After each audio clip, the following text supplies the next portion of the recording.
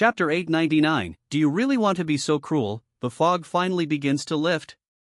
Zhang Yi, consulting nautical charts, declares they're nearing the Starry Sea, closer to civilization but also to Colombian Navy patrols. They can't risk being spotted. He swaps the Xiaoyao for a rust-covered pirate fishing boat he had previously seized. Camouflage, he mutters, inspecting the barnacle-covered hull. To move unnoticed, you must first become unworthy of notice. The transfer is chaotic but swift. Survivors crowd the smaller deck. Tempers flare, and a fight breaks out over rations.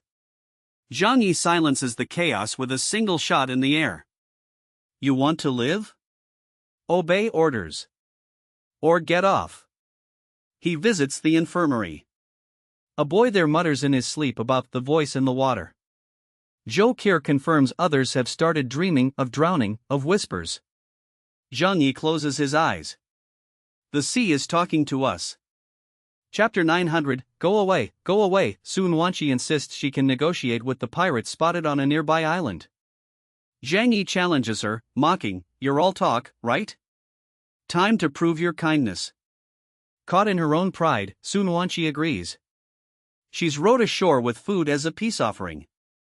Zhang Yi watches through binoculars as she lands, waves weakly at the natives, and is immediately surrounded. The food is looted in seconds. Then they turn on her. She screams, desperate, but no one understands her pleas.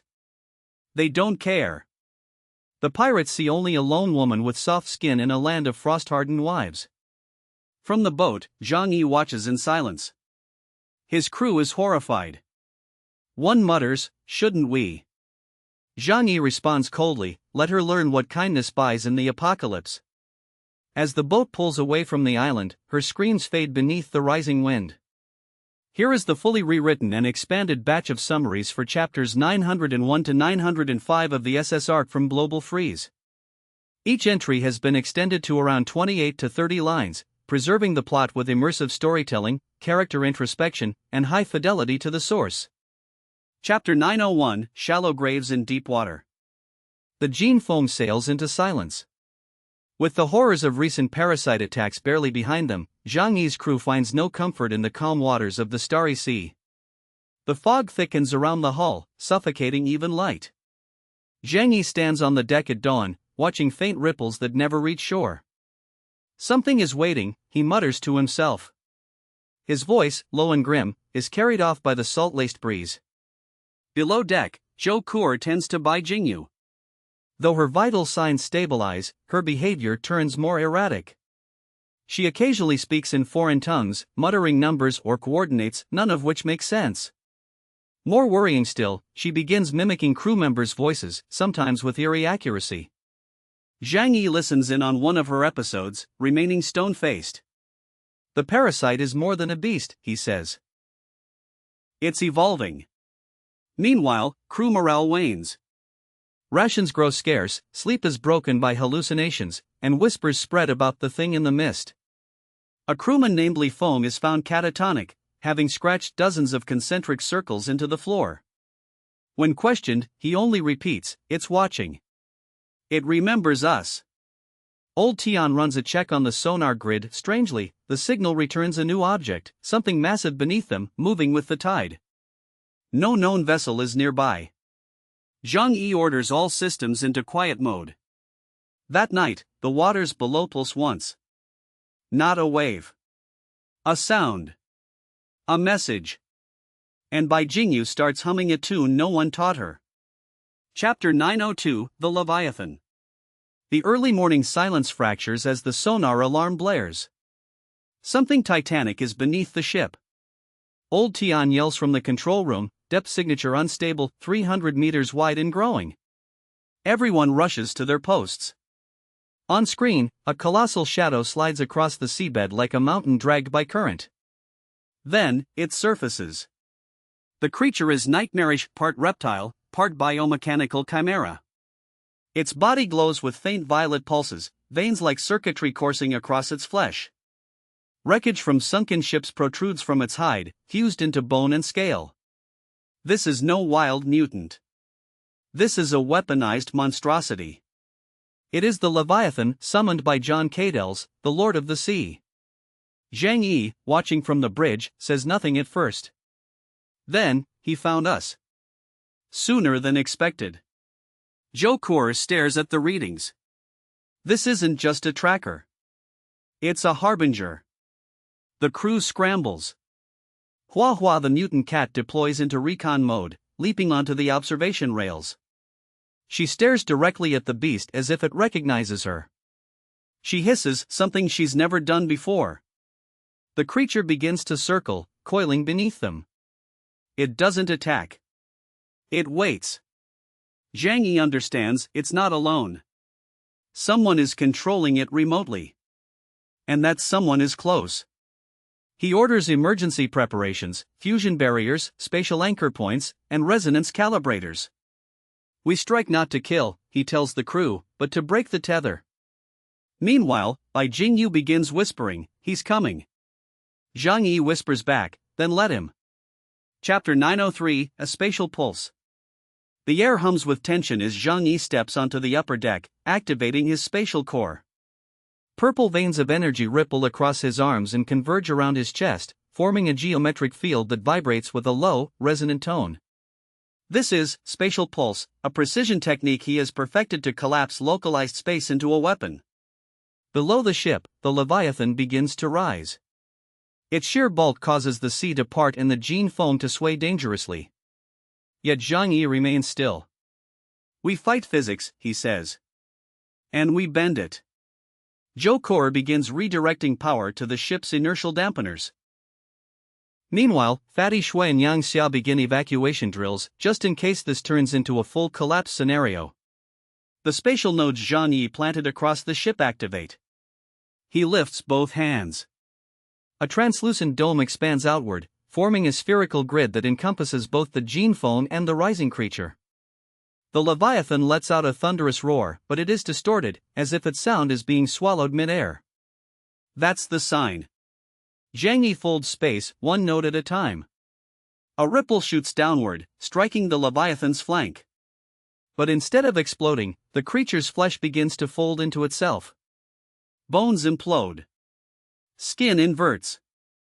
For a moment, it's like watching a mountain eat itself. But then, the field cracks. Zhang Yi falters. Blood drips from his ear. It's resisting. No, someone's reinforcing its spatial integrity. Cadels. He's counterbending the field. Somewhere out there, he's watching.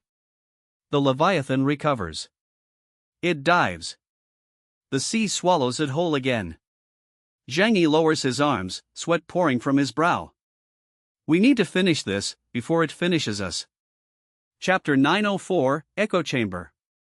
Zhou Core deploys a backup plan, the Echo Chamber. A resonance amplifier aboard the gene foam emits low-frequency vibrations that dampen mutant cognitive interference.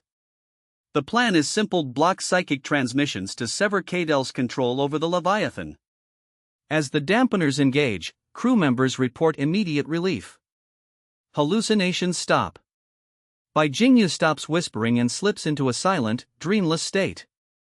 We bought a window, Core says. Now use it. Zhang Yi uses the reprieve to deploy spatial beacons around the perimeter. We don't trap the beast, he explains. We trap the signal. Meanwhile, the crew regroups. Che Haichang and Old Tian lock down external comms to avoid interception. A short discussion about draining the energy core is cut short when the ship rocks again. The Leviathan is back, but slower. Cautious. Inside Bai Jingyu's quarters, something stirs.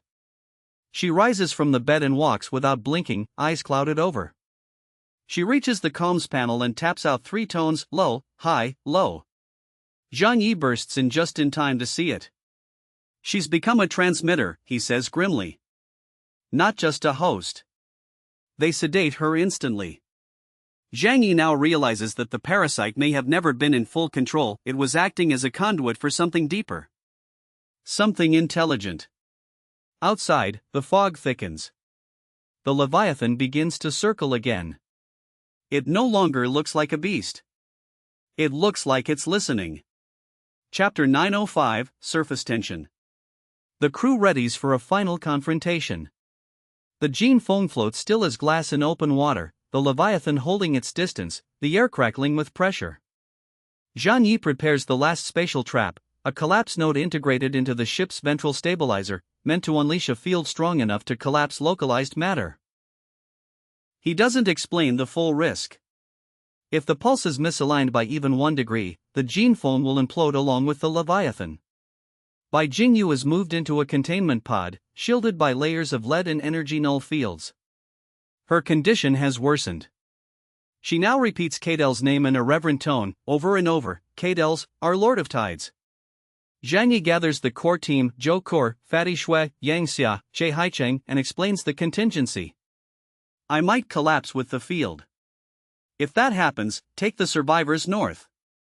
They protest, but he cuts them off. A sudden vibration rattles the ship. The sea parts again, but this time, a second figure rises with the Leviathan. It's Cadel's, riding atop a submersible plated in black alloy. He activates external speakers. Zhang Yi, we finally meet, he calls out, his voice amplified, calm, imperial. The sea has chosen. And it did not choose you. Zhang Yi steps forward. His response is quiet, then let's drown together. The rift field activates. A storm of gravity slams into the ocean as the sea itself screams. To be continued. Let me know when you'd like the final set of the SS Ark, chapters 917 to 927. With that, he opens the final spatial gate, crafted from 9 compressed nodes he's been anchoring for days. A rift forms, glowing purple, consuming gravity itself. The Leviathan charges. Zhang Yi stands firm. And space collapses inward. The sky screams. The sea turns black. And silence, once more, reigns. Chapter 906, Nero. Zhang Yi's preparations for the seafaring journey begin in Tianhai City, while far across the sea, Zhu Yonk suffers unspeakable torment at the hands of the pirate warlord Nero. Captured aboard a pirate ship, Zhu Yonk is interrogated by Nero, a towering 2-meter man with a body honed by years of naval warfare. Nero is suspicious. How could someone as powerful as the mutant who destroyed 2 Delta-level elites be so easily caught? Guna, his subordinate, insists that the only alien among the captured crew is a Beta-level weakling. Nero senses something is wrong. He realizes Zhu Yonk's significance, being the niece of the Jiangnan commander, implies someone much more powerful must be nearby. Nero's cruel interrogation intensifies. He tortures Zhu Yonk using high-voltage electric shocks. The psychological and physical abuse reduces her to a broken shell, forcing her to admit everything she knows, including hints of Zhang Yi's identity. Meanwhile, Zhang Yi, unaware of her suffering, readies for the next stage of his journey to Luoyang Island. His growing mastery of spatial abilities, including the space jump, capable of traversing 1,000 meters instantly, will soon be tested again. Chapter 907, The Decoy. Zhang Yi boards the Jin Feng, an advanced icebreaker acquired by his team, now a vital asset in their journey. The ship's appearance masks its real function. Underneath its peaceful exterior lies a deadly mobile command base. Meanwhile, the Columbia Ocean Fleet monitors their journey. Colonel Carl Rosen dismisses the Jin Feng as a harmless civilian vessel. He fails to realize that Zhang Yi is using the ship's appearance as a decoy while preparing for an operation that could shift naval power. Trundle, an officer in the Columbia Fleet, voices suspicions. He alerts the radar and recon units to keep eyes on the Jin Feng's movements. Major Halison assures him no ship escapes their net unless it uses military-grade stealth, in which case it would no longer be considered civilian. On the ship, Zhang Yi senses the invisible pressure around him, aware that the mission's secrecy is slowly unraveling. Yet he remains composed, trusting the ship's modifications and his space abilities to bypass detection. Chapter 908, The Weights We Carry. In a reflective pause in the action, Zhang Yi gazes across the sea. Memories stir, of the women tortured by pirates, of those he couldn't save. The emotional toll of leadership weighs heavily on him. Meanwhile, the author briefly steps into the narrative to address real-world backlash against the book, Breaking the Fourth Wall. This meta-interlude includes a defense of update schedules and explains the burden of fan expectations. Zhang Yi's steely resolve, shaped by suffering and regret, emerges stronger. He recommits to protecting those under his care, especially Zhu Yonk. The chapter closes with a haunting reminder: the sea remembers every scream, even if the wind carries them away. Chapter 909, Shadows at Sea. Zhang Yi and his team encounter a mysterious island, Luoyan Island. It's shrouded in unnatural mist and silence. The landscape is ominous, marked by remnants of previous battles and whispers of pirate legends. Scouting parties are dispatched. A survivor is found, badly wounded and muttering warnings about the Lord of the Storm. The phrase sends chills down the spines of seasoned warriors. Meanwhile, back aboard a pirate vessel, Zhu Yonk continues to be held as bait. Guna suggests moving her to another ship, fearing an imminent raid.